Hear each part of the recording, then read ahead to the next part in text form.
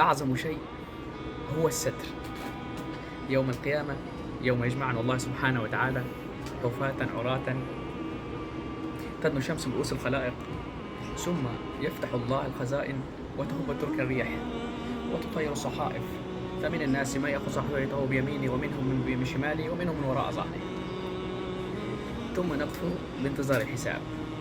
لما يأتي دور العبد إلى مولاه تأتي الملائكة، أما تأخذه معززا مكرما وأما تأخذه بالنواصي والأقدام حتى تلقيه أمام عرش الله.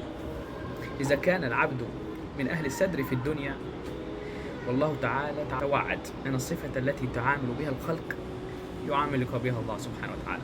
إن كنت من أهل الستر واجتهدت بستر نفسك واجتهدت بستر عورات الناس التي بانت لك، علما أن الله سبحانه وتعالى قطع هذا الطريق، فنهانا عن التجسس ونهانا عن التحسس ونهانا عن تتبع عورات الناس.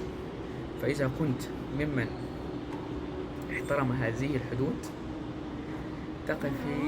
تقف بينك وبين الله.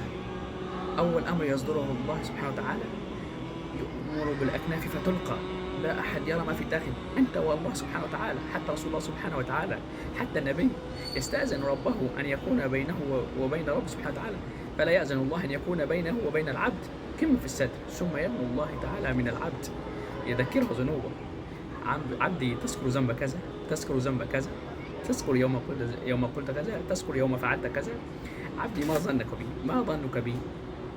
فيقول الله تعالى عبدي ذنوب سترت عليك في الدنيا واليوم سوف أغفرها لك. أما إن كان من أهل فضيحة فأما ما يؤمر به يوم القيامة يؤمر بالأكناف فترفع. هذه اسمها فضيحة على رؤوس الأشهاد، على رؤوس الأشهاد. كل الخلق سيقول الكلمة التي قالها لزوجته واستحى أن يقولها أمام أبيها أو أمام أهلها، سيقول تلك الكلمة التي قالها مغضبا لولده سيقولها أمام إخوته وأخوانه، أمام النبي والأولياء والصالحين وكل الناس جميعا. يأمر الله بالأكناف فترفع ثم يقرره بذنوبه. تخيل أن يقرأ كتابه أمام الناس سبحانه وتعالى. كل الستر نعمة من الله في الدنيا ووسيلة للتنعم يوم القيامة. المعصية المضافة المركبة التي توضع فوق المعصية هي المجاهرة بالذنب، أنك تجاهر بالذنب. قال صلى الله عليه وسلم كل أمتي معافى إلا الجاهر بالمعصية. مجرد ما جاهر خلاص خرج عن دائرة ستر الله سبحانه وتعالى في الدنيا. حتى العلماء قالوا إن المجاهر بالذنب لا حرمة لعرضه، لا حرمة لعرضه. ويوم أخطأ آدم عليه السلام وأكل من الشجرة أول عقوبة ضرب بها هي هتك الستر، فصار يخصفان عليهما من ورق الجنة. هذه أول عقوبة. لا يوجد مخلوق على وجه الأرض غير الإنسان، بقية المخلوقات لا تستتر.